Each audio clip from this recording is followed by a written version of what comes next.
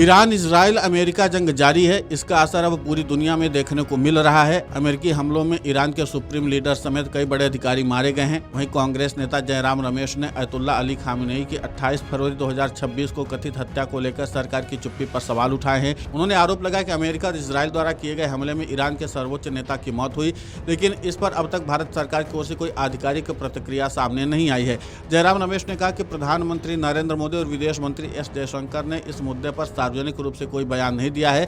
संसद में भी अब तक इस मामले में कोई शोक प्रस्ताव पेश नहीं किया गया है। उन्होंने कहा कि यह समझौते वाले नेतृत्व द्वारा अमेरिकी इजरायली सहयोगियों को नाराज न करने का संकेत है। वहीं कांग्रेस नेता जयराम रमेश के बयान पर भाजपा नेता गौरव वल्लभ ने कहा, भारत की विदेश नीति 140 करोड़ देशवासियों के हित पर बनती है, एक परिवार के हित पर नहीं बनती है।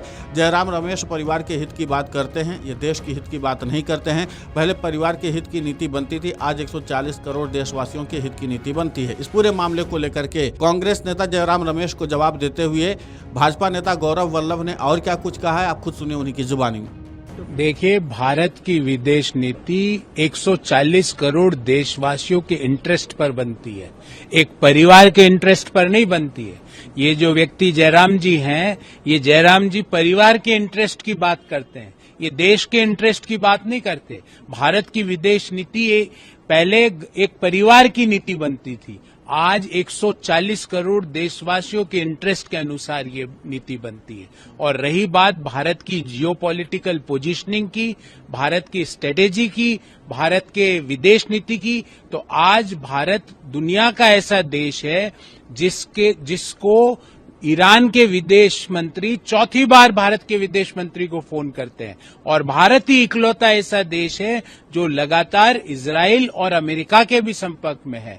तो हमारी नीति एक ही है, 140 करोड़ देशवासियों का सर्वांगीण विकास, परिवार का नहीं, सिर्फ एक परिवार का गुणगान नहीं, 140 करोड़ देशवासियों के परिवारों के इंटरेस्ट में जो भी निर्णय लेना होगा वो भारत लेगी। और यही भारत की नीति है, यही भारत की विदेश नीति है, यही भारत की राजनीतिक नीति है, यही भारत की नीति है, नेशन फर्स्ट, राष्ट्र प्रथम।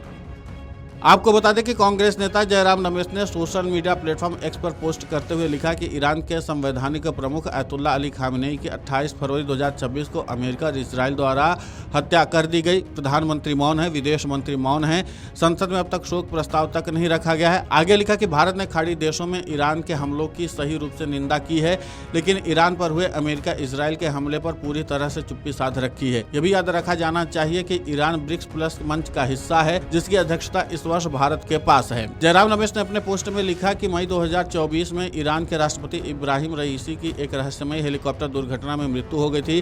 तब मोदी सरकार ने 21 मई 2024 को एक दिन के लिए राजकीय शोक की घोषणा की थी, और संसद में 1 जुलाई 2024 को जब सत्र शुरू हुआ तो शोक प्रस्ताव भी रखा गया था। Video desk amarujala.com।